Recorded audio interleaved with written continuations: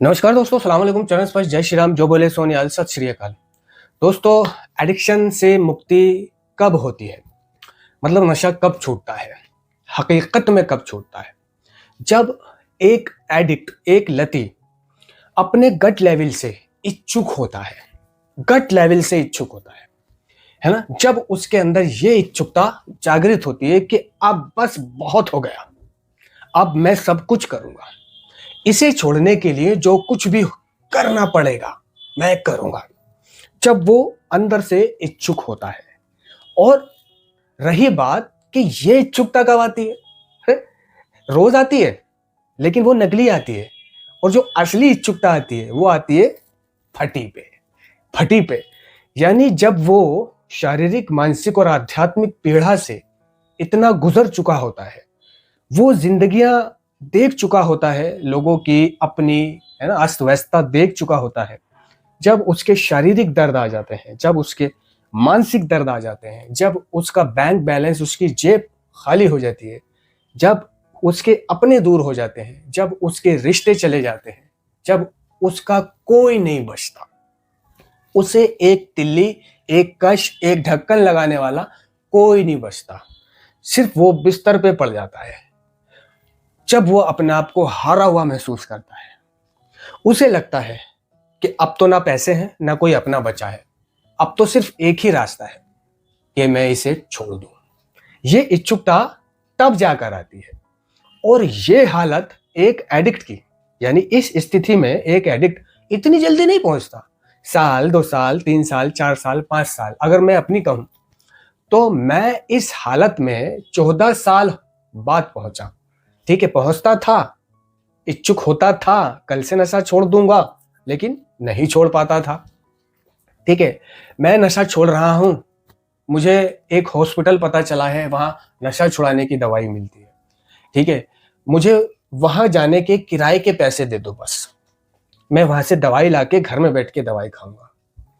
तो ऐसा मैं क्यों करता था कि मुझे एक हॉस्पिटल पता चला है, मुझे वहां जाना है, मुझे किराए के पैसे दे दो। मुझे पता है मेरा परिवार इमोशन है, मेरे से इमोशनल है, मैं उनसे कहूंगा कि मैं नशा छोड़ने के लिए कदम उठा रहा हूं, तो वो मेरी बात को नहीं टालेंगे। और सिर्फ 100-150 रुपए की तो बात होगी, किराए के पैसों की, वो मुझे दे देंगे, क्योंकि मुझे मालूम है कि वो मेरा नशा बंद करने के लिए कुछ भी कर सकते थे। 150 रुपए, 150 रुपए तो बहुत मामूली सी बात थी। तो मैं उन पैसों को लेता था, लेकिन मेरे मन में क्या होता था कि सबसे पहले उन पैसों से मैं अपनी टूटन दूर करूंगा, है ना? पहले टूटन दूर करूंगा, फिट फोर होऊंगा, और फिट फोर होने के बाद मैं हॉस्पिटल जाऊंगा, वहां पर्ची बनवाऊंगा, डॉक्टर को दिखाऊंगा, दवाई लूंगा, और दवाई लाके घर पे दिखा दूंगा, पर्चा भी घर पे लाके दिखा दूंगा कि देखो मैं गया था। ये साबित करेगा पर्चा कि हाँ मैं गया था और ये रही दवाई।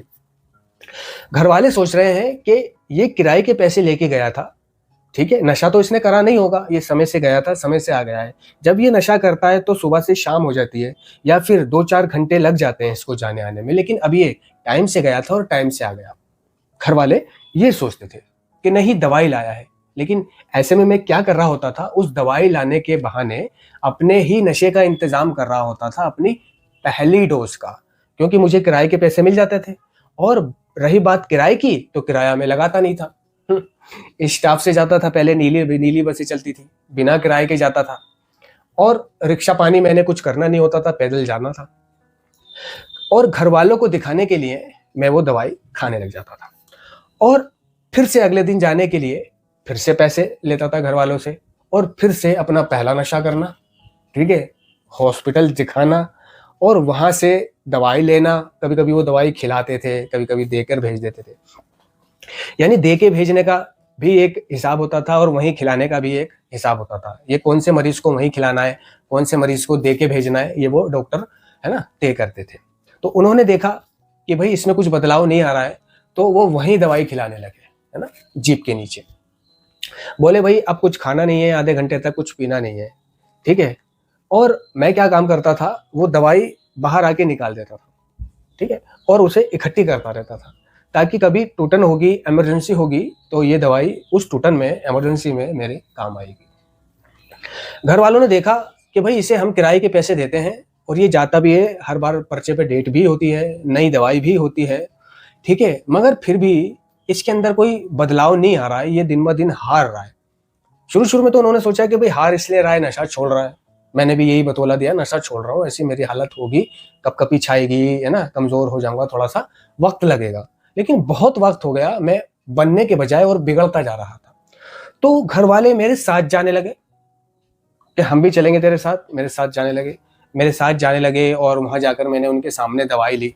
मैंने बोला देखो ये दवाई मैं खा लूंगा और मुझे वो पुड़िया चाहिए पीने के लिए, क्योंकि पुड़िया यानी दम, वो दम को समझती थी मेरी मदर कि दम ठीक है, चलो दवाई खाएगा और दम पिएगा, है ना, इस बहाने ये घर में रहेगा। और दम उनकी नज़रों में इतना खराब चीज़ नहीं हुआ करती थी जितनी मेरी ड्रग ऑफ चॉइस हुआ करती थी। तो मैं उनको भी बतौला दे देता था कि मैं ऐसा करता हूँ, 1 हफ्ते की इकट्ठी ले लेता हूँ, फिर 1 हफ्ते बाद आएंगे, फिर से दवाई ले लेंगे। तो 1 हफ्ते का इकट्ठा लेने के लिए करीबन करीबन मेरे को 400 रुपये दे दो, और यहीं से ले लेता हूँ, है ना, यहीं से ले लेता हूँ, आओ मेरे साथ, कि यहाँ मिलती है। मैंने हाँ, तू तो वहाँ से लेता था, मैंने यहाँ भी मिलती है।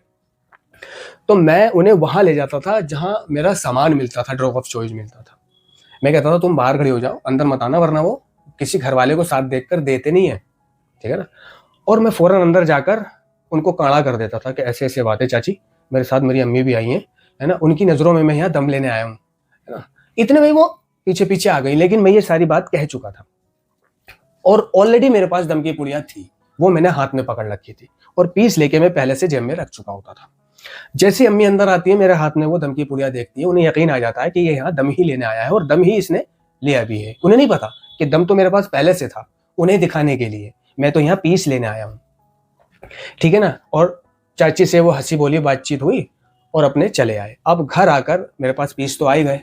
अब मेरे को क्या चाहिए था, एविल चाहिए था, ठीक है ना। तो मैं कुछ खाने पीने या बीड़ी माचिस के पैसे लेकर, मैं कहा बीड़ी माचिस चाहिए मुझे, तंबाकू भी चाहिए, मुझे 50 रुपये दे दो, मैं अभी आ रहा हूँ लेकर के, ठीक है ना। मैंने नज़दीक में एक केमिस्ट सेट कर रखा था जिसे मैं दुगने पैसे देता था और एविल लेता था, और उससे ये वादा कर रखा था कि ये बात तेरे और मेरे बीच रहेगी।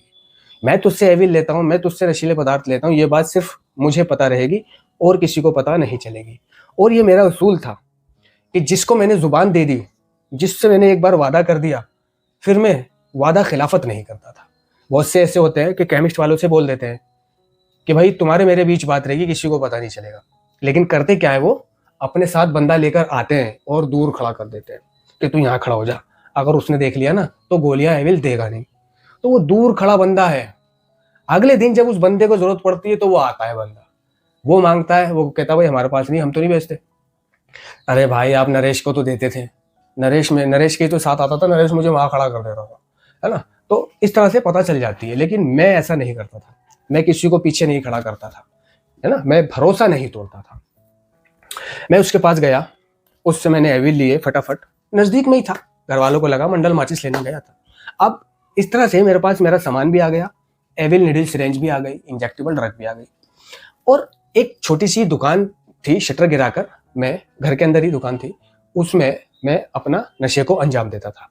घर वाले सोचते थे कि ये दम पी रहा है अंदर बैठकर, उन्हें पता था कि दम पीना है ना तो अंदर जाके पी ले, और वहां का थोड़ा सा ऊपर का मुखला खोल दियो ताकि धुआं बाहर जाता रहे। तो जो भी गंध आती थी बाहर, वो सोचते थे ये सिगरेट पी रहा है, लेकिन उन्हें नहीं पता था कि मैं अंदर सिगरेट नहीं पी रहा हूँ, मैं अंदर अपना इंजेक्शंस लगा रहा हूँ, मैं अपना ड्रग ऑफ चॉइस को अंजाम दे रहा हूँ। दूसरी तरफ मैं वहां से दवाई भी खा के आया हूँ, और अब मैं दवाई के ऊपर नशा भी कर रहा हूँ, ठीक है, यानी छोड़ने की दवा खा रहा हूँ और नशा भी कर रहा हूँ, घर वालों को बेवकूफ बना रहा हूँ। यानी कुल मिला के छोड़ने के प्रति मेरा नजरिया छोड़ना नहीं होता था, छोड़ने के प्रति मेरा मोटिव अपने नशे का इंतजाम करना होता था कि इस तरह से मेरे नशे का इंतजाम हो सकता है अगर मैं दवाई लेने जाऊंगा। अगर आज मेरे घर वाले मेरे साथ गए हैं तो मैं अपने नशे का इंतजाम इस तरह से कर लूंगा। तो मैं सिर्फ अपने नशे का जुगाड़ ढूंढ रहा होता था, अपने परिवार की नजरों में धूल झोंक कर, है ना, और उनको दिखा रहा होता था कि मैं छोड़ रहा हूं, ठीक है। तो मैंने ये सीखा कि जब तक मैं दूसरों को दिखाने के लिए छोड़ता रहा, मन में नहीं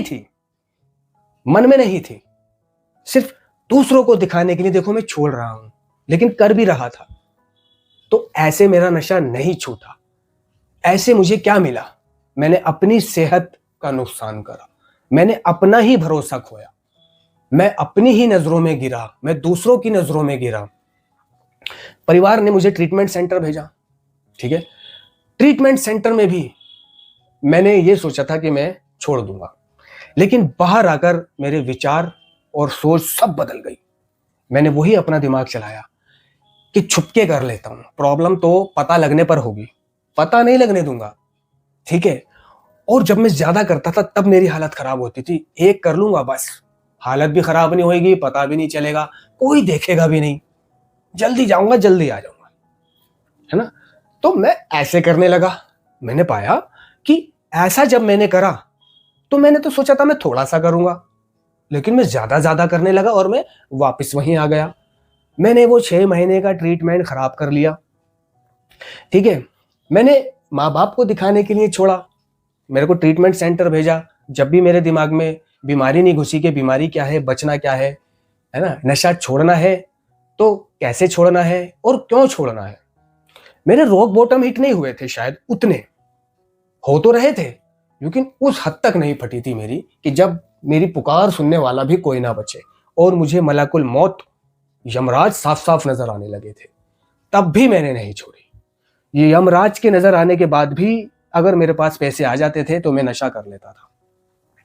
कई कई दिन ऐसे गुजर जाते थे कि मेरे पास होता नहीं था नशा, ना ही मेरे शरीर में जान होती थी।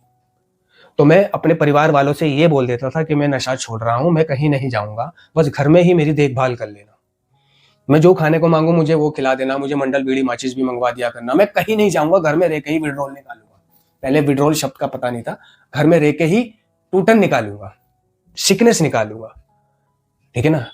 तो घर वालों से ऐसा बोल दिया, लेकिन मेरा दिमाग तिगड़म करे जा रहा है, क्या करूं, कैसे इंतजाम करूं। घर में अब कुछ बेचने को भी नहीं बचा, चोरी करने को भी नहीं बचा, बाहर जाकर कमाता हूं तो जान भी नहीं है शरीर में, पतला मारा लकड़ी हुआ हूं, कैसे जाऊं बाहर। बाहर जाते ही धूप चुभती थी, चक्कर आ जाते थे, शरीर गवारा नहीं कर रहा उठना। तो जाहिर है मैं ये कहूंगा ही कि मैं छोड़ रहा हूं, ठीक है। इस तरह से 3 दिन मैंने गुजारे और मैंने किसी शख्स को भेजकर पुड़िया मंगा ली थी। पुड़िया अलाउड करा रखी थी मुझे घर वालों ने, है ना। पुड़िया से मैंने काम चलाया, यानी कि मैं नशा छोड़ रहा हूं, कौन सा, ड्रग ऑफ चॉइस, क्योंकि मेरी नजरों में ड्रग ऑफ चॉइस ही मेरी फाड़ती थी, ये पुड़िया नहीं फाड़ती है। मुझे नहीं पता था कि अगर मैं ड्रग ऑफ चॉइस के बदले पुड़िया पीऊंगा तो वापस मेरी ड्रग ऑफ चॉइस आ जाएगी। और 3 दिन बाद जैसे ही मेरे शरीर में अड़कन भड़कन निकली और मैंने अच्छा महसूस करना शुरू किया, जानते हो दोस्तों मैंने कैसा महसूस करना शुरू किया। मैं ऐसा महसूस कर रहा था कि मैं अपने हाथ सीधे खड़े होकर जमीन पे टिका लेता था, तलवे टिका लेता था, और मैं आधा घंटा भी सीधा खड़ा होके और ये वाली एक्सरसाइज कर लेता था, पूरे हाथ तलवे जमीन पर और मैं पैरों के बल सीधा, है ना। मैं किसी डंडे पर लटकता था तो 50-60 बार ऐसे कर सकता था, मेरे अंदर वो जान आ गई थी, है ना। मैं डिप्स मारता था तो मैं थकता ही नहीं था, है ना। मैं 50 मार लूं 100 मार लूं मैं थक नहीं रहा था, है ना। मेरा वजन उठाने का मन कर रहा था, भारी भारी कैने उठा रहा था मैं, बाहर रखी हुई फालतू घर वाली कैने पानी की वो उठा उठा के अंदर रख रहा था, उन्हें बाल्टियों में पलट रहा था, मुझे मजा आ रहा था वजन उठाने में, है ना। और मेरे अंदर एक जोश, एक जवानी सी आने लगी थी। और भाई मैं नशा क्यों नहीं कर रहा था घर में पड़े हुए, क्योंकि मेरे बदन में जान नहीं थी। और तीसरे दिन जैसे ही मैंने अपने बदन में जान महसूस करी, भाई साहब मैं तो खाली जेब निकल पड़ा कमाने के लिए, खाली जेब निकल पड़ा कमाने के लिए। घर वाले सोच रहे कि यहीं टहलने गया है। अब तो मेरे अंदर जान आ गई ना, बाधा क्या थी, जान नहीं थी शरीर में, पैसे नहीं थे, समझ में आता है, लेकिन जान हो तो पैसों का भी इंतजाम कर लूंगा, और सामान पीने के टूटन मिटाने के पहले पैसे हैं नहीं। इसलिए मैंने 3 दिन गुजारे और जब जान आई तो मैं बाहर निकला और अपना मैंने काम किया, फटाफट चुटकियों में मैंने अपना काम किया, सौदे फाड़े हैं और जाकर मैंने नशा किया। मुझे नहीं पता था कि अगर मैं जाकर के नशा करता हूं, मैं ये सोच के कर रहा था नशा के बस एक ही करूंगा, बस रोज एक करूंगा टूटन मिटाने के लिए या सोने के लिए, है ना। मुझे नहीं पता था कि ये एक शारीरिक बीमारी है, ये एक मानसिक बीमारी है, ये एक आध्यात्मिक बीमारी है। अगर मैंने छोड़ने के बाद फिर से नशा किया तो जो भी कुव्वत मेरे अंदर आई है उससे दुगनी बुरी हालत मेरी हो जाएगी, है ना। वही हुआ, मेरी दुगनी बुरी हालत हो गई, है ना। मैं फिर से बिस्तर पे पड़ गया, मैं बिस्तर पे ही टॉयलेट वॉशरूम करने लगा, मेरी बहुत बुरी हालत हो गई, है ना। मेरे को रिहैब भेजा, मैंने घर में छोड़े, है ना, मैंने दवा गोली का सहारा लिया, ठीक है, लेकिन मेरे अंतर मन में छोड़ने की नहीं थी, छोड़ने की नहीं थी। उस छोड़ने में मैं अपने नशे का इंतजाम देख रहा होता था। बाहर खड़ा होता था, लोग मुझसे पूछते थे क्या बात है, दिख नहीं रहा, पीना छोड़ दिया क्या, छोड़ दी क्या? हाँ भाई मैंने छोड़ दी। उन लोगों से मैं ये कहने की कोशिश करता था कि देखो मैंने छोड़ दी, ताकि उनकी नजरों में मेरी छाप क्लीन हो जाए कि मैं नशेड़ी, चोर, उचक्का, अब मैं सुधर गया हूं, ताकि प्लेइंग सेफ, है ना, मेरे को आसानी से नशा करने का फिर से रास्ता मिल जाए, इन लोगों की नजरों में मैं एक सुधरावा साबित हो जाऊं।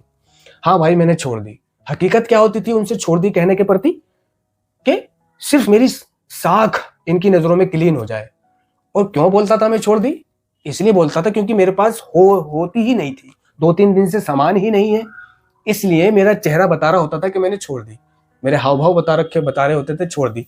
तो मैं सोचता था यार जब लोगों को लग ही रहा है कि मैंने छोड़ दी तो कह देना इनसे छोड़ दी, है ना। हजारों लोगों के सामने बदनाम हूं मैं, कुछ लोगों के सामने तो अच्छा हो जाऊंगा। हकीकत ही होती थी कि छोड़ी नहीं होती थी भाई, पैसे नहीं होते थे, जुगाड़ ही नहीं होता था, ठीक है। तो दूसरों को दिखाने के लिए छोड़ा, दूसरों की वजह से रिहैब गया, है ना।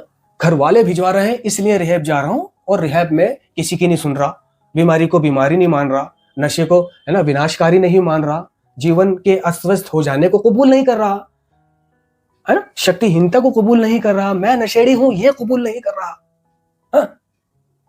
और देखो, और मेरा नशा कब छूटा? कब छूटा? जब मैंने अपने एडिक्शन पर सच में अपनी पूर्व पराजय को, हार को कबूल करा, है, शक्तिहीनता को कबूल करा, अपने जीवन की अस्त व्यस्तता को कबूल करा। मैं नशेबाज हूं। मैंने बीमारी के तीनों भागों को समझना शुरू करा कि अगर मैं नशा करता हूं तो अतीत की भांति मैं रुकूंगा नहीं, चाहे मैं एक सोचकर करूं, है ना। अब मैं अपने अतीत से सीख चुका था, है ना, कि भाई जो भी मैंने पहले किया, जाकर के एक किया, दिखाने के लिए किया, दूसरों का, है ना, आकर्षण अपनी तरफ हासिल करने के लिए छोड़ा, तो इस सब से कुछ नहीं हो रहा, है ना, इस सब से कुछ नहीं होगा। छोड़ने के लिए सच में छोड़ना पड़ेगा, कोई देखे ना देखे, मुझे नहीं पीनी पड़ेगी, बस इसका समाधान यही है। और जो भी कलेश, भसूड़ी, जीवन में अस्त व्यस्तता, परेशानी आए, उसका सामना मैं करूंगा, अपनी समस्याओं और भावनाओं का सामना करूंगा, ठीक है। मीटिंगों का पता चला तो मीटिंग भी जाऊंगा, 90 दिन जाना है, 190 दिन जाऊंगा, रोज जाना है, हर रोज जाऊंगा, सर्दी नहीं देखूंगा, गर्मी नहीं देखूंगा, कुछ नहीं देखूंगा, जाऊंगा तो जाऊंगा। अब छोड़ूंगा, अब मैं अपनी जिंदगी बेहतर बनाने के लिए छोड़ूंगा, अब मैं अपने स्वास्थ्य को हरा भरा करने के लिए छोड़ूंगा, अब मैं सेल्फ सपोर्ट बनने के लिए छोड़ूंगा, अब मैं समाज में अपना एक स्थान बनाने के लिए छोड़ूंगा, अब मैं अपना जीवन चलाने के लिए छोड़ूंगा, अब मैं घर वालों को दिखाने के लिए नहीं छोड़ूंगा, अब मैं दूसरों को दिखाने के लिए नहीं छोड़ूंगा, क्योंकि मैं समझ चुका था कि दूसरों को दिखाने के लिए छोड़ना बेवकूफी है, ऐसे नशा नहीं छूटता है। नशा छूटेगा अपनी जिंदगी को बेहतर बनाने के लिए। जैसे ही मैंने अपने बारे में सोचना शुरू करा कि भाई छोड़ दे, और छोड़ने के लिए मीटिंग करनी पड़ेगी, सब्र करना पड़ेगा, दर्द लेने पड़ेंगे और धैर्य रखना पड़ेगा। नींद ना आए ना आए, भूख ना लगे ना लगे, किसी सवाल का जवाब ना मिले, तलाक हो जाए, प्रेमिका छोड़ के चली जाए, कोई सदमा लग जाए, दिल बैठ जाए, बैठने दे, पेट में दर्द होने दे, बुखार आ जाए, उतरे नहीं, इलाज कराते कराते भी तब भी नहीं पीऊंगा, नॉर्मल व्यक्तियों की तरह हॉस्पिटल से इलाज कराऊंगा, है ना। खुद न खास तो कोई बड़ी बीमारी हो जाए तो भी नहीं सहारा लूंगा नशे का, नॉर्मल व्यक्तियों की तरह ट्रीटमेंट कराऊंगा। भूख ना लगे तो भूख लगने के लिए एक्सरसाइज, जॉगिंग, कुछ और चीजें करूंगा, लेकिन नशा नहीं करूंगा। अच्छा ना लगे, वक्त ना गुजरे तो मैंने इस बात पे यकीन रखा कि आज अच्छा नहीं लग रहा, आज वक्त नहीं गुजर रहा, लेकिन कब तक अच्छा नहीं लगेगा, कब तक वक्त नहीं गुजरेगा, कब तक जीवन ब्लैक एंड व्हाइट रहेगा, है? कब तक रहेगा। दूसरे लोगों का रहा था, उनके जीवन में अब कलर आ चुके हैं, है ना। मुझे पता लगा कि धैर्य धीरज रख, सब होगा, सब होगा, सब मिलेगा, जल्दबाज मत बन। और छोड़ दिए ना तो किसी भी प्रॉब्लम के चलते, काम के चलते, धाम के चलते, बीवी, ऑफिस, दफ्तर, बच्चा, शक, चाहे तुम पे कोई शक कर रहा है, किसी भी चलते मत पीना, किसी को जवाब देने की जरूरत नहीं है।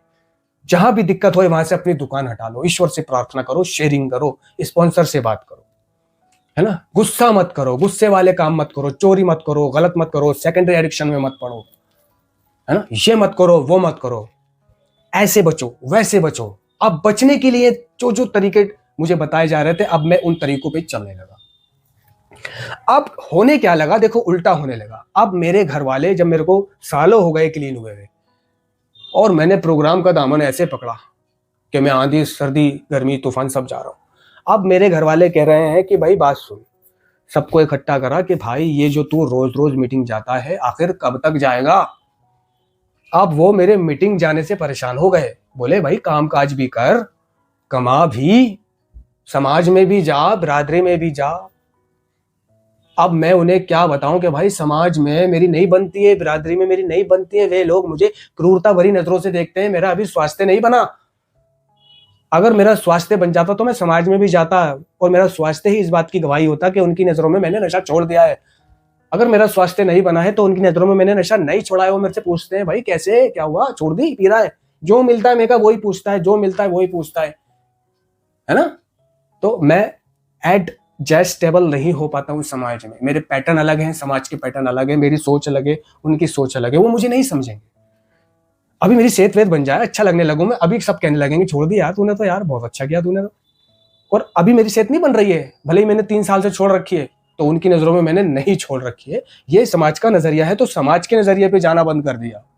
मैंने अपने परिवार वालों से कहा, उन्होंने मेरे से पूछा कि भाई क्या तू अब अगर मीटिंग नहीं जाएगा तो क्या तू फिर से पीने लगेगा। मैंने बोला हाँ। अगर मैं मीटिंग जाना बंद कर देता हूं, प्रोग्राम करना बंद कर देता हूं, तो मैं एकदम से तो नहीं पीऊंगा, लेकिन धीरे धीरे, महीना, 2 महीना, 6 महीना, साल, 1.5 साल, 2 साल, 3 साल मैं पी सकता हूं, मैं पी सकता हूं। मैंने विरोध किया और वहां से भी अपनी दुकान हटाई और निकल पड़ा मैं मीटिंग के लिए। बोले अब तू मीटिंग जा रहा है ना, वहीं रहियो, वापस मत आइयो। मेरे पे लानते बरसाए कि मैं जिम्मेदारी नहीं उठा रहा, मैं मीटिंग ही मीटिंग करे जा रहा हूँ, मैं मतलब छोड़ भी चुका हूँ, अब भी मैं काम काज नहीं देख रहा, समाज में नहीं आ रहा। मैं क्या करूँ यार, मेरी सोच एडिक्ट वाली, मेरा शरीर कमजोरों वाला, है ना। मैं बहुत अंदर से नाजुक महसूस कर रहा, है ना। लेकिन मैंने गलत नहीं किया, मैंने चोरी नहीं करी, चकारी नहीं करी, कुछ नहीं करा, और मैंने सिर्फ अपना भला चाहा। मुझे ये पता चल गया था कि मुझे समाज भी रोकेगा, और पहले तो मेरे घर वाले ही मुझे रोकेंगे, है ना। आज अगर किसी के घर वाले उसे रोकते हैं तो वो रुक जाता है कि तुम ही रोक रहे हो तो मैं क्या करूं, पी लूंगा तो कह दूंगा तुमने रोका था। लेकिन मैंने ये भी नहीं सोचा कि पी लूंगा तो कह दूंगा तुमने रोका था। नहीं, कह तो मैं दूंगा तुमने रोका था, लेकिन जीवन में दर्द किसके आएंगे, मेरे। फटेगी किसकी, मेरी। धन्यवाद।